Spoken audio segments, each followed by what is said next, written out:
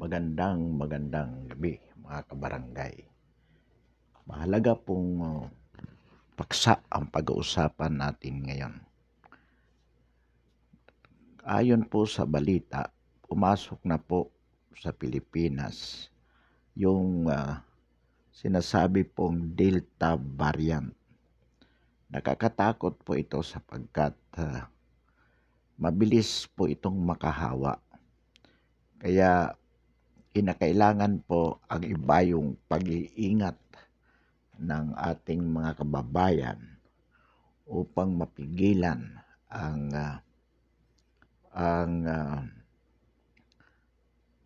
pagkalat ng nasabing variant po. Mabilis po ito mga kababayan. Ito po ang dahilan kung bakit maraming namatay sa India at maging sa Indonesia. Kaya po sa Pilipinas mayroon na po tayong ilang kaso na na-detect na mayroon na po. Andito na po yung tinatawag na Delta variant. At ayon sa DOH, talagang ito naman po ay inaasahan. Kaya sabi nga, napaghandaan na rin po ito nila. Gayon pa man, kailangan po ang ibayong pag-iingat at kooperasyon ng sambayanan sa pamamagitan po ng mahigpit na pagpapatupad ng mga health protocols. Kaugnay po dito, kailangan mabilis po ang pagbabakuna. Kailangan po mapabakunahan at hanggat maaari ang mamamayang Pilipino mapabakunahan po ng sa ganon.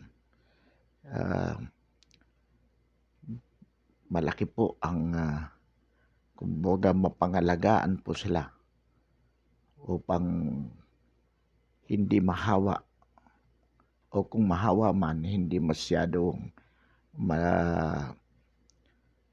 po masyadong malala ang epekto sapagkat mayroon na pong prevention sa pamamagitan ng mga antibody na dulot ng bakuna. Kaya po inaasahan natin na maging mabilis ang aksyon ng mga LGUs upang ang kanilang mga constituents ay magpabakuna. At meron po tayo nababasa sa Facebook.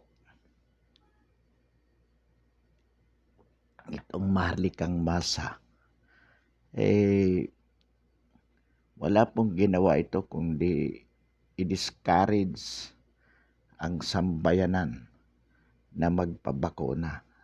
Dapat po hindi po ito hinahayaan na maipublish sa Facebook because this kind of informations are contrary to the policies of the government.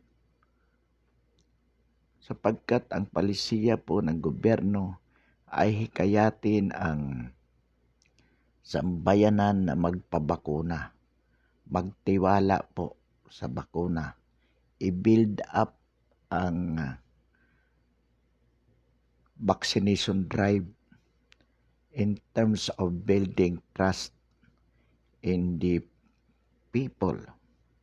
Ngunit ito pong Maharlikang Masa, matagal na po ito, nasa Facebook po palagi. At ang sinasabi po nila, huwag magpabakuna sapagkat lason itong bakuna na ito. Ito ay disenyo para malason ang katawan at lalong maraming mamatay dulot ng bakuna.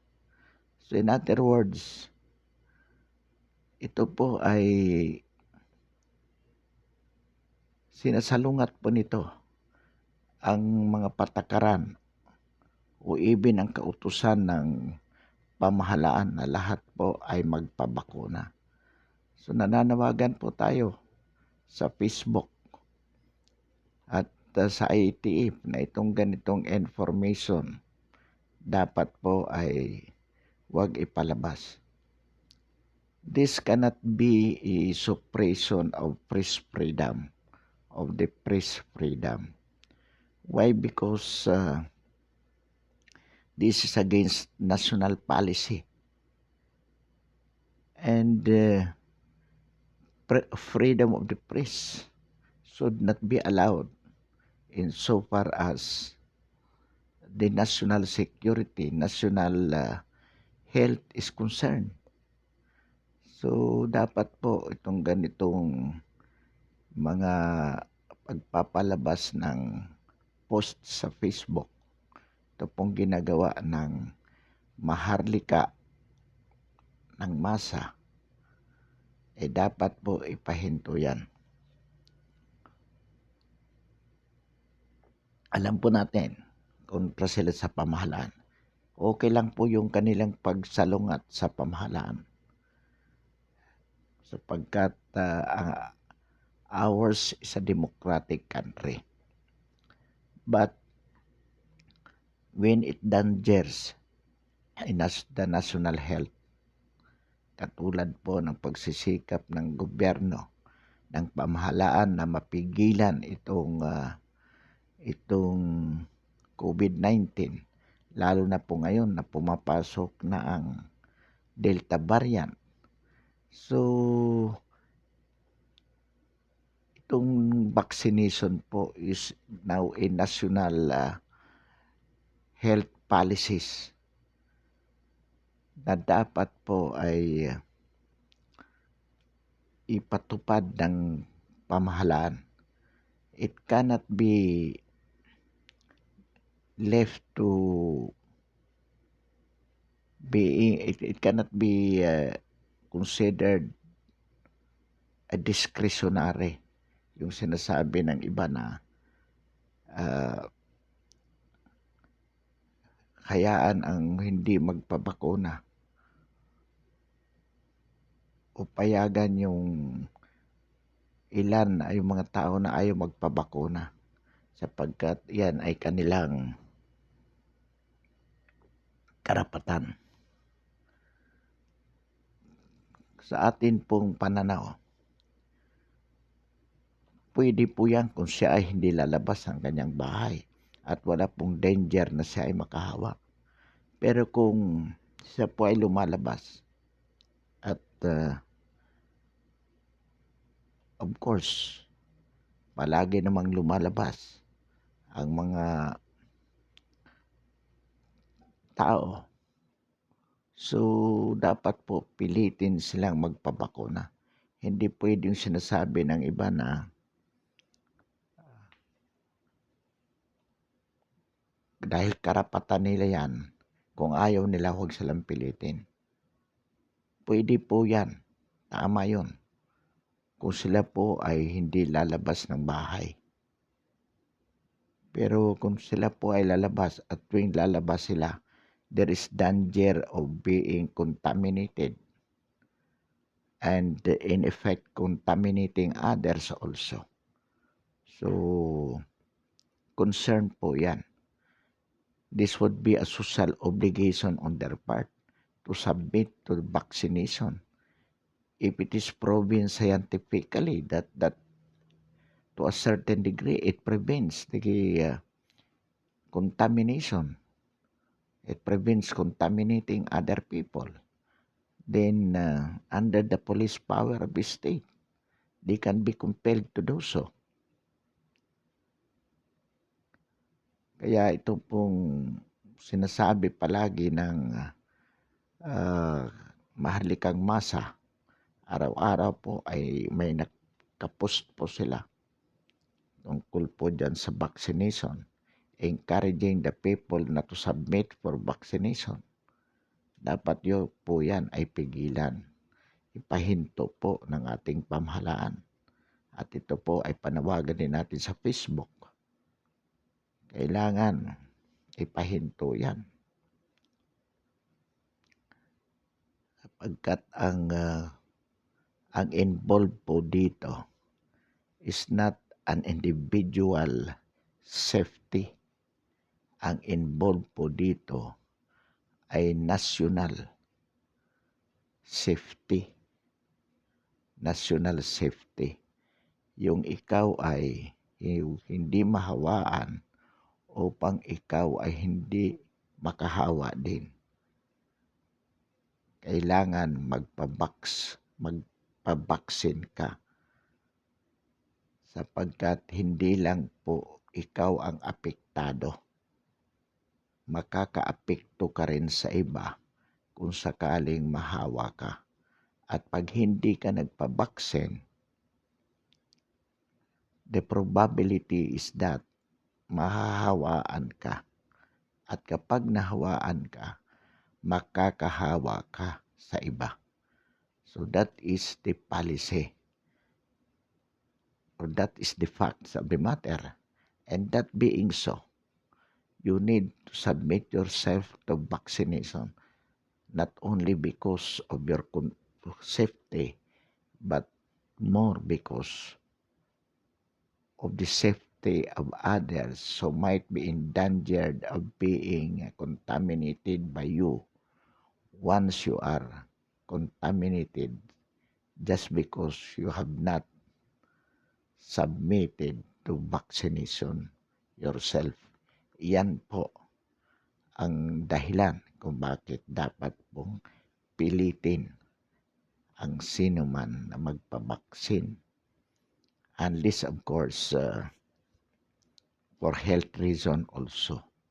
Upon determination of a doctor, hindi pwede siyang he cannot be administered with a vaccine because of his personal health. Yun po, exemption yun.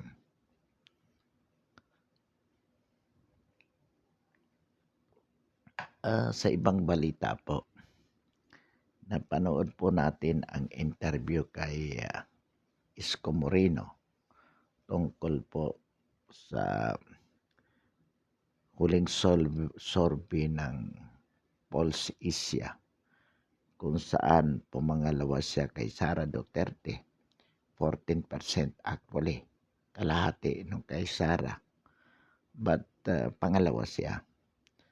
At sa presidential for this 2022. At dahil po dyan, during the interview, there was, you can see an arrogance in Isko Moreno. Halimbawa po, sabi niya, kung sakali man na magdesisyon siya na tumakbo,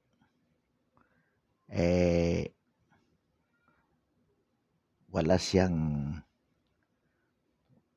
katatakutan kahit kanino. At hindi niya kailangan ang mga endorsement ng mga party. Well, opinion niya yon. Pero ang problema po kay Isko Moreno,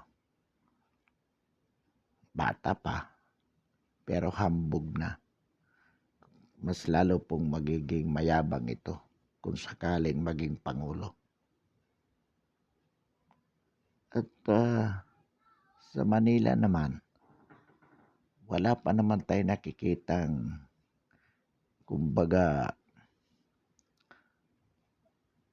talagang malaking performance para sabihin na siya ay pwedeng maging magaling na Pangulo. On the contrary, mas marami po tayong negative para kay Isko insofar as the national interest is concerned. Halimbawa po dyan, nakitaan po natin ito sa Isko ng pagiging ng inclination towards supporting the CPP in PANDF, which has been declared by the government as an enemy of the state for being an organization of local terrorist, of being a local terrorist. Ang CPP and PANDF dineklara na po ng gobyerno yan bilang kalaban ng Estado as a local terrorist.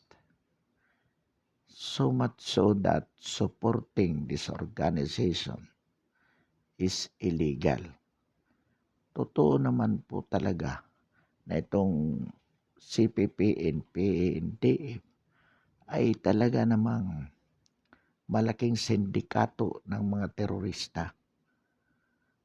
At marami po ditong mga mayors, mga tiwaling politiko na sumusuporta po dito upang ito ay magamit nilang private armies, lalo na po sa panahon ng halalan, upang i-terrorize ang kanilang mga kalaban sa politika. At ito po si Isko Moreno ay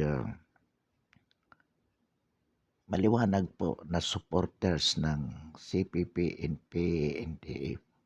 Kung ito po ay magiging Pangulo ng Pilipinas, matutulad po yan kay Pinoy,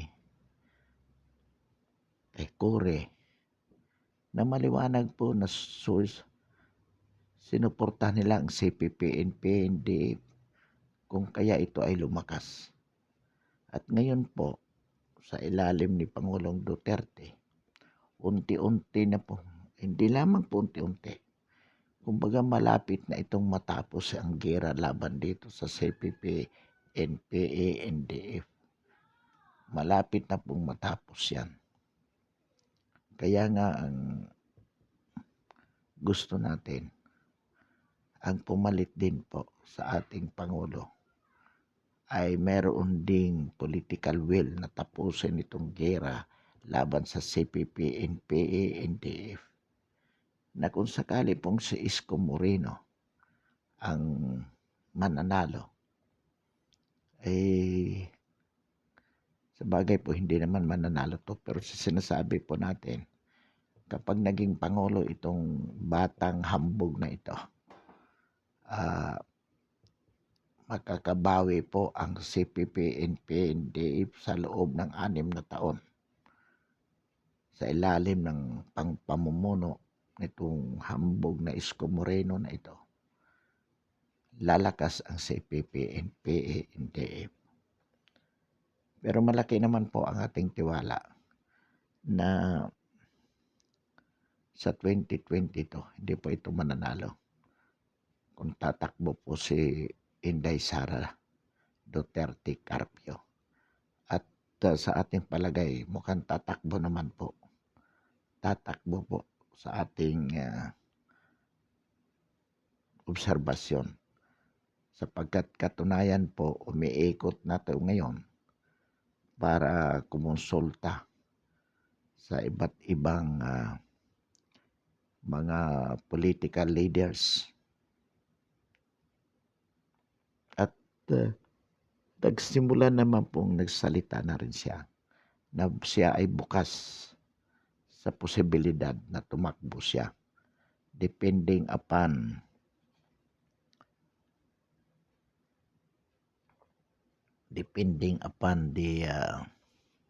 the call of the people for her to run as president in 2022. At kung ang tao naman ang tatanungin, sigurado naman po na gusto siya ng tao. Katunayan sa lahat ng surveys ay siya palagi ang nangunguna. At ang nakakagulat nga din po, kahit si Pangulong Duterte ay nangunguna din sa pagiging vice presidente na ibig po sabihin, yung Duterte tandem sa 2022 ay magiging malakas po na na magiging malakas po na manok ng administrasyon. Kaya posible po. Ngayon, ang tanong po dito, kung sakali ba na ma-split at hindi, sabagay hindi po sakali, definitely po, mahati ang PDP Laban na siyang partido ng ating Pangulo. Ang tanong po, makakaapekto ba? Can there be a negative effect to Duterte tandem just in case? Well, sa atin pong palagay, wala pong negative na epekto sapagkat majority of the PDP Laban will go with the faction of Duterte rather than going to Pimentel Pacquiao. Sigurado po na ang majority members of the PDP Laban, meaning those who are in the grounds, ay sasama po sa Duterte Cose faction. Ang maiiwan po kay sa Pacquiao Pimentel faction ay yung mga matataas lang na ilang matataas na opisyal ng PDP Laban. Yung original na which now constitute the higher hierarchy. Yun lang po matitira. Kaya hindi po makakaapekto ang pagkakahati ng PDP Laban, which is the political party of the president. Balik po tayo kay Boss Isko Moreno. Well, lumabas po ang survey kung sino po ang mga top achievers among the LGU's executive. Si Sara Duterte din po ang nanguna as top achievers. Sa Metro Manila, it was not even Isko Moreno. Rather, it was Joy Belmonte. So, ang ibig lang po sabihin dito, maingay lang itong si Isko. Kaya akala magaling siya. Pero in terms of performance, hindi po siya ganun ka-epektibo. Katunayan, hindi po siya ang top sa Metro Manila. Siguro nasa pangatlo lang yata. So, pero napakaingay po. Kaya nga, itinutos siya na pwedeng maging presidensyable sapagkat ang paniniwala, ang impression, magaling. Top achievers. Panay laman ng media. Artista. Pero pagdating sa trabaho bilang chief executive ng Manila, ay wala pong binatbat. Pagkatapos akala mo kung magsalita, ang mayor dapat hindi umikot sa buong Pilipinas, dapat doon lang sa kanya nasasakupan sapagkat iyon ang mahalaga. Mga pasaring niya kay Inday Sara. Bakit umiikot si Inday Sara? Pero bakit siya pa rin ang number 1? All throughout the country. Ano pinagmamalaki ni Isko Moreno? Mayabang lang, hambog talaga. At ang masama, Ayon nga sa mga obserbasyon ng iba, itong si Isko Moreno walang utang na loob sa mga taong nakatulong sa kanya. Pagkatapos ang matulungan, sinusuwag niya. Yun ang napakasamang ugali ng isang tao, kabata-bata, napakatuso na. Mahilig bumingga. Akala mo talagang totoong magaling. Ito, pero inggit ito kay Sara Duterte Carpio sapagkat ang iniisip niya, kung hindi tatakbo si Sara, siyang pipikapin. Pipikapin siya sa sambayan. Ito naman kung sambayan, wala naman talaga silang mapipick up. Kaya ngayon, sinasabi nilang welcome nila si Pacquiao. Si Pacquiao ang kanilang, sapagkat ang tingin nila ang magiging number 1 na kalaban ni Sara ay si Pacquiao. Posible. Pero ilalampaso siya. Si Pacquiao naman, masabi lang na tumakbong Pangulo. Di baling gumastos. Pero kung siya ay magiging practical, hindi siya tatakbo dahil alam naman niyang hindi mananalo. Kaya lang, sa bagay, the prestige of being a presidential candidate once upon a time in your life, yan ay magandang legacy na rin. Anyway, meron naman siyang capacity na financial capacity. So, okay lang. Pangalawa, maraming partido na nag-aalo kay Pacquiao. Kahit alam nilang talunan, just to have someone, to have a candidate against the administration. Hindi naman kasi pwede itong mga partido na to na hindi maglagay ng kanilang kandidato. Otherwise, they will be losing as a political party. So, kailangan, by way of coalition, maglagay sila ng kanilang kandidato or to have a one candidate. Pero kahit isang kandidato lang ang opposition, assuming there will be one candidate from the opposition, that candidate will not beat Sara. Even if they are telling that they can, well, of course, that is, kumbaga, dapat lang sabihin nila yan. Otherwise, why should they be voting a candidate if they believe that their candidate will not win?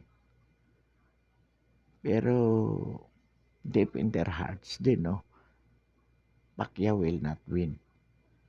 Kahit si Lacson ang gawin nila. Pero si Pacquiao will definitely. Kung hindi if other will not submit to Pacquiao, limbawa si Lacson, si Crispo, magkakaroon ng tatlo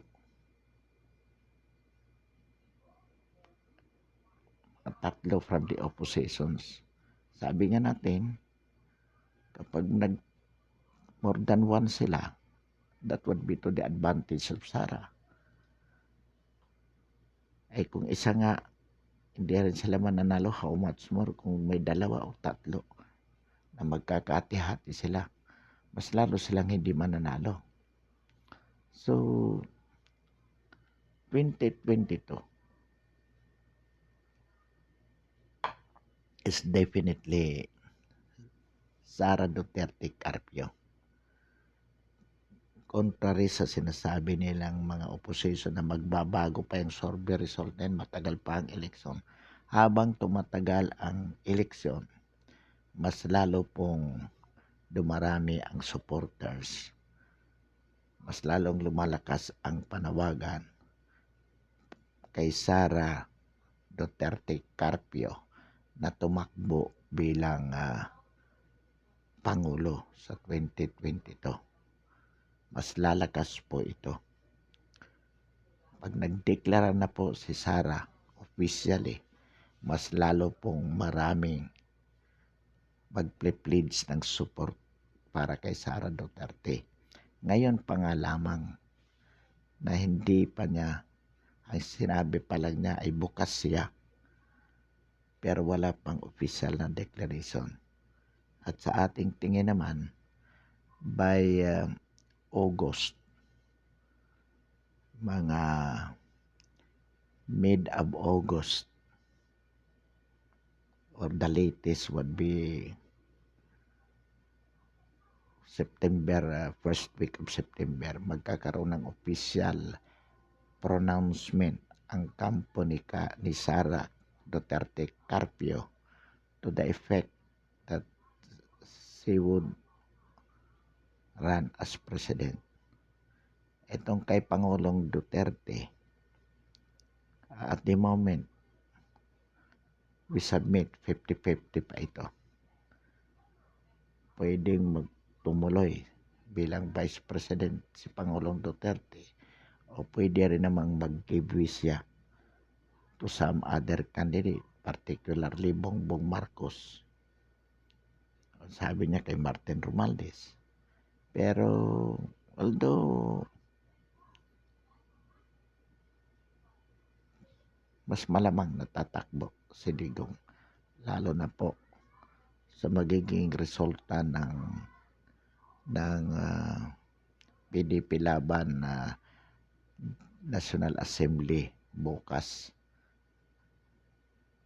So posible po pansamantala wakasan natin ang ating talakayan ngayong gabi.